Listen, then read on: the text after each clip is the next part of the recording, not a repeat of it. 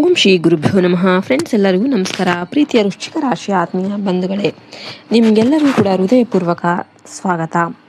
ಇಂದಿನ ಈ ಸಂದೇಶ ಸಾಮಾನ್ಯವಾದದ್ದಲ್ಲ. ವರ್ಷಗಳಿಂದ ನೀವು ಕಾಯುತ್ತಿದ್ದ ಒಂದು ದೊಡ್ಡ ಬದಲಾವಣೆಯ ಸಮಯ ಈಗ ನಿಮ್ಮ ಜೀವನದ ಬಾಗಿಲಿಗೆ ಬಂದು ನಿಂತಿದೆ. ನೀವು ಎಷ್ಟೇ ಕಷ್ಟಪಟ್ಟರೂ ಕೂಡ ಫಲ ಸಿಗದೆ ಹೋಗಿರಬಹುದು. ನಿಮ್ಮದೇ ಜನರಿಂದ ನೋವನ್ನು ಅನುಭವಿಸಿರ್ಬೋದು. ಹಣದ ವಿಚಾರದಲ್ಲಿ ಅಡೆತಡೆಗಳು ಎದುರಾಗಿರ್ಬೋದು, ಅಥವಾ ನೀವು ಬಯಸಿದ ಒಂದು ಕೆಲಸ ಮತ್ತೆ ಮುಂದೂಡಲ್ಪಟ್ಟಿರ್ಬೋದು. ಆದರೆ ಈಗ ನಿಮ್ಮ ಜೀವನದಲ್ಲಿ ನಿಧಾನವಾಗಿ ಹೊಸ ದಾರಿ ತೆರೆದುಕೊಳ್ಳುವ ಸೂಚನೆಗಳು ಕಾಣಿಸ್ತಾ ಇದೆ.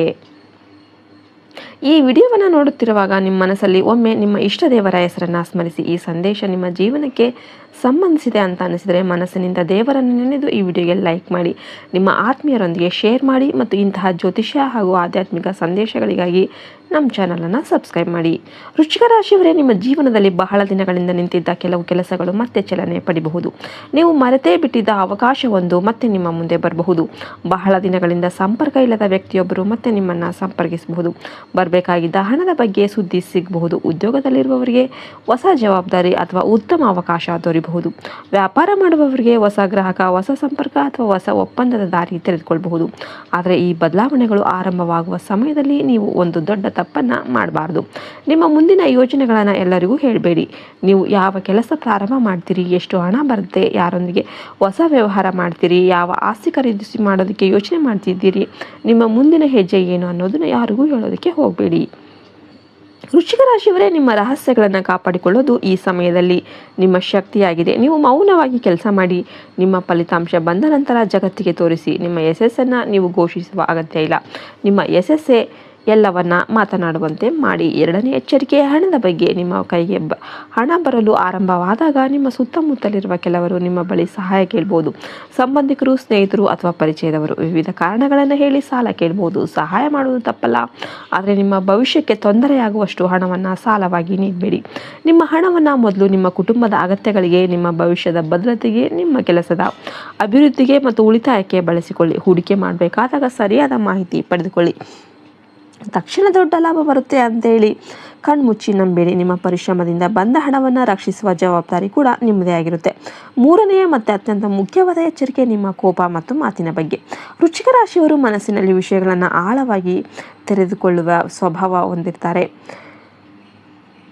ನೀವು ಕೋಪದಲ್ಲಿ ಹೇಳಿದ ಒಂದು ಮಾತು ವರ್ಷಗಳ ಸಂಬಂಧವನ್ನು ಮುರಿಬಹುದು. ಆದ್ದರಿಂದ ಯಾರಾದರೂ ನಿಮ್ಮನ್ನು ಪ್ರಚೋದನೆ ಮಾಡಿದಾಗ ತಕ್ಷಣ ಪ್ರತಿಕ್ರಿಯೆ ಮಾಡೋದಕ್ಕೆ ಹೋಗಬೇಡಿ. ಸ್ವಲ್ಪ ಸಮಯ ಮೌನವಾಗಿರಿ, ನಂತರ ಯೋಚನೆ ಮಾಡಿ ಮಾತನಾಡಿ. ನಿಮ್ಮ ಆತ್ಮವಿಶ್ವಾಸ ಹೆಚ್ಚಾದಾಗ ಅದು ಅಹಂಕಾರದಂತೆ ನೋಡಿಕೊಳ್ಳಿ.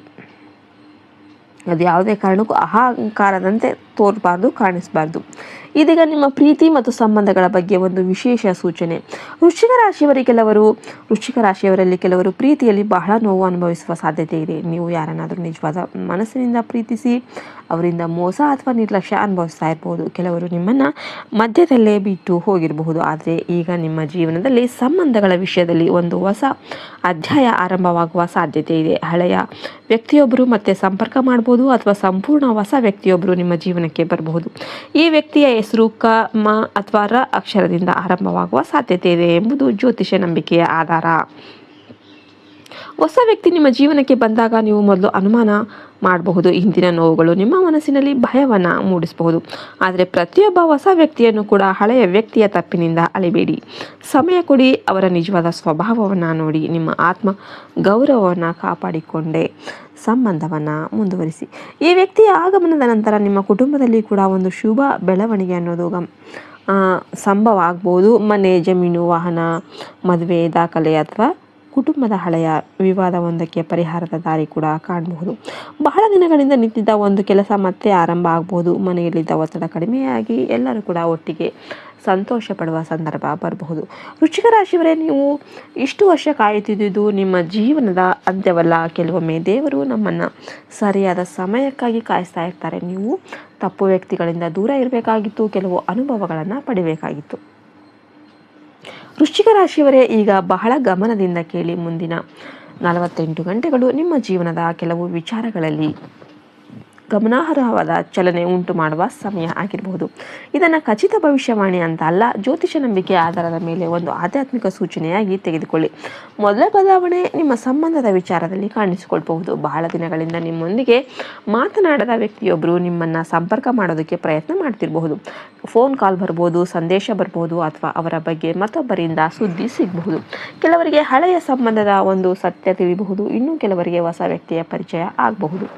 ಆದರೆ ವೃಶ್ಚಿಕ ರಾಶಿಯವರೇ, ಇಲ್ಲಿ ನಿಮ್ಮ ನಿರ್ಧಾರ ಬಹಳ ಮುಖ್ಯವಾಗಿರುತ್ತೆ.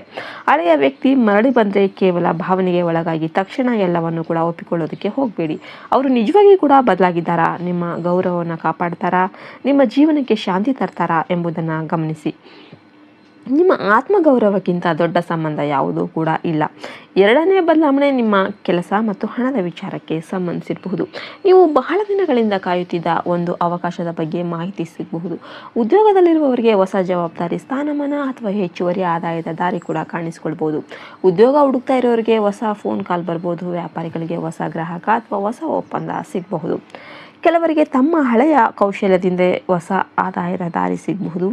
ನೀವು ಹಿಂದೆ ಬಿಟ್ಟಿದ್ದ ಒಂದು ಕೆಲಸವನ್ನು ಮತ್ತೆ ಪ್ರಾರಂಭ ಮಾಡುವ ಯೋಚನೆ ಕೂಡ ಇರಬಹುದು. ಇನ್ನು ಆರೋಗ್ಯದ ವಿಚಾರದಲ್ಲಿ ನಿಮ್ಮ ದೇಹವನ್ನು ನಿರ್ಲಕ್ಷ್ಯ ಮಾಡಬೇಡಿ. ಒತ್ತಡ ಕಡಿಮೆ ಮಾಡಿಕೊಳ್ಳಿ, ಸರಿಯಾದ ನಿದ್ರೆ ಮಾಡಿ, ಸಮಯಕ್ಕೆ ಸರಿಯಾಗಿ ಸರಿಯಾದ ನಿದ್ದೆ ಮಾಡಿ, ಆಹಾರ ಸೇವಿಸಿ. ಎಲ್ಲವೂ ಮಾಡೋದ್ರಿಂದ ನಿಮ್ಮ ದೇಹದಲ್ಲಿ ಯಾವುದೇ ಸಮಸ್ಯೆ ಏನಾದರೂ ಇದ್ದರೆ ಅದು ಕೇವಲ ಜ್ಯೋತಿಷ್ಯಕ್ಕೆ ಬಿಟ್ಟುಬಿಡದೆ ಅಗತ್ಯ ಇದ್ದರೆ ವೈದ್ಯರ ಸಲಹೆ ಪಡೆಯಿರಿ. ಹಣದ ವಿಚಾರದಲ್ಲಿ ನಿಧಾನವಾಗಿ ಸ್ಥಿರತೆ ಹೆಚ್ಚಾಗುವ ಸಾಧ್ಯತೆ ಇದೆ. ಹಣ ಬಂದಾಗ ತಕ್ಷಣ ದೊಡ್ಡ ಖರ್ಚು ಮಾಡುವ ಬದಲು ಮೊದಲು ಹಳೆಯ ಬಾಕಿಗಳನ್ನು ಸರಿಪಡಿಸಿ ನಂತರ ಉಳಿತಾಯಕ್ಕೆ ಆದ್ಯತೆ ನೀಡಿ. ಮನೆ, ಜಮೀನು ಅಥವಾ ವಾಹನ ಖರೀದಿಯ ಕನಸು ಏನಾದರೂ ಇತ್ತಂದರೆ ಅದ್ರ ಬಗ್ಗೆ ಸರಿಯಾದ ಯೋಚನೆ ಮಾಡಿ. ನಿಮ್ಮ ಸಾಮರ್ಥ್ಯಕ್ಕಿಂತ ಹೆಚ್ಚಿನ ಹಣಕಾಸಿನ ಹೊರೆ ತೆಗೆದುಕೊಳ್ಳೋದಕ್ಕೆ ಹೋಗಬೇಡಿ. ನಿಮಗೆಲ್ಲ ವಿಡಿಯೋ ಇಷ್ಟ ಆಗಿದೆ ಅಂದರೆ ದಯವಿಟ್ಟು ವಿಡಿಯೋಗೆ ಲೈಕ್ ಮಾಡಿ. ಜೈ ಹಿಂದ್, ಜೈ ಭಾರತ್ ಮಾತೆ. ಹರಿ ಓಂ ತತ್ಸತ್. ಸರ್ವೇ ಜನ ಸುಖಿನೋ ಭವಂತು.